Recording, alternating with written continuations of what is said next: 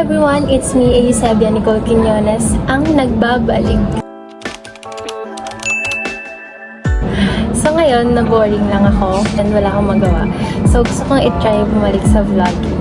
Anyways, bago tayo magkaroon ng vlog, ang content ko kasi ngayon is parang coffee talk lang. So gusto kong magpasalamat kay Cold Gold Brew Coffee for sending me this coffee. Actually, 3 variant yung pinadala nila. Black, white, and brown. Ang napili ko is yung brown. So, ang content natin today is mga questions lang. Alam ko namang marami nang nakakakilala sa akin kaya hindi na ako mag-introduce ng pangalan ko, ng edad ko. Kilala niya na ako. So, ang mga tanong na nilista ko dito, ako hindi masyadong tinatanong sa akin ng mga tao para mas makilala niya. So, let's start. So, maraming nayuyunikan sa name ko, which is Sebi. Ito yung first question. Real name mo ba ang Eusebia? The answer is no. Eusebia is not my real name. Ano ko lang siya, parang screen name gano'n. Sabi kasi nila, kamukha ko daw yung daddy ko. And yung daddy ko, ang name niya is Eusebio. So, babae ako, Eusebia. So, yon, that's the history of Eusebia na name. Hindi ko siya real name, pero ewan ko, doon ako sumikat.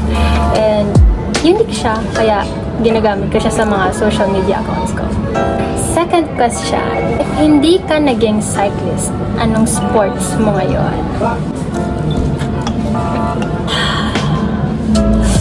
Ang tapang bes. Kaya kayong paglaban nito. Feeling ko kung hindi ako naging cyclist, baka gymnastic or run. Dream ko nung bata ko is gymnastic talaga. Na-amaze kasi ako mga flexible na katawan. Dati marunong ako mag-bending, splits, yung ilalagay yung leg sa ulo. Kaya ko yan, pero hindi ko na siya kaya. So yun, kung hindi ako naging cyclist, baka yun yung sport ko. And also run. Mahilig ako tumakbo. Mahilig ako sa mga lakad-lakad na mahaba. So yun, baka yun. Sa dalawang yun. Third question, kung hindi ka nahilig sa sports, ano ka sana ngayon? Feeling ko flight attendant ako. I really dream to be a flight attendant. Ever since nung bata pa ako, hindi ako nahilig sa sports, maka-FA ako ngayon. Pero dream ko pa din, malay niyo, diba? Mag-iba yung ihip ng hangin. Maging flight attendant pa rin ako. Abangan niyo na lang kung saan airlines ako. Fourth, if papapiliin ka ng bike, anong brand ito? Kasama sa listahan yung Trek, talaga na bike. Also specialized din, and Canyon. Kaso walang carrier ng Canyon dito sa bansa natin. So, yun. Happy pa rin ako, nasa Trek ako. So, yun, Trek and Canyon. Pero gusto ko matry yung Canyon. Like, kahit masakyan ko lang ganun. Experience kung gano'n siya kaganda. Pero, Trek pa din. Hindi bias, pero ang galing nung, alam yun, kaya mag-customize ng color ng bike mo. Fifth question. Anong course ang tinapos mo at bakit yun ang pinili mo? Mga hindi nakakaalam, pero alam ko namang alam nito kasi lagi naman ako nag-i-story. Bachelor of Science in Tourism Management and nagtapos ako sa STI College Fairview, yung malapit dyan sa Neapolitan. So, yun na nga, katulad ng sagot ko kanina sa question. I really dream to be a flight attendant. Kaya yun yung kinuha kong course. Sobrang dream ko yun.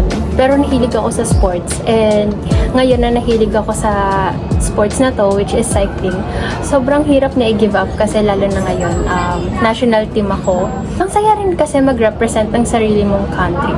So yun, medyo hindi pa ako makapag-decide kung gusto ko ba i-pursue yung dream ko maging flight attendant or ipagpatuloy ko yung pagbabike ko.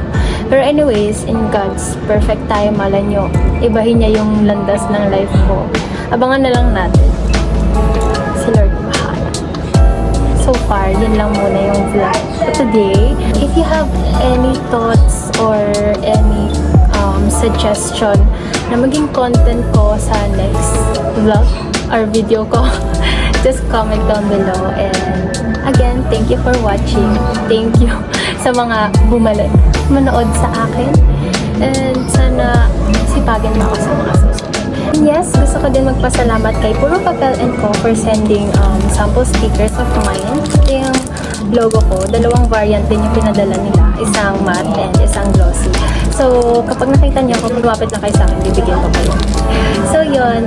Thanks for watching. See you in the next one.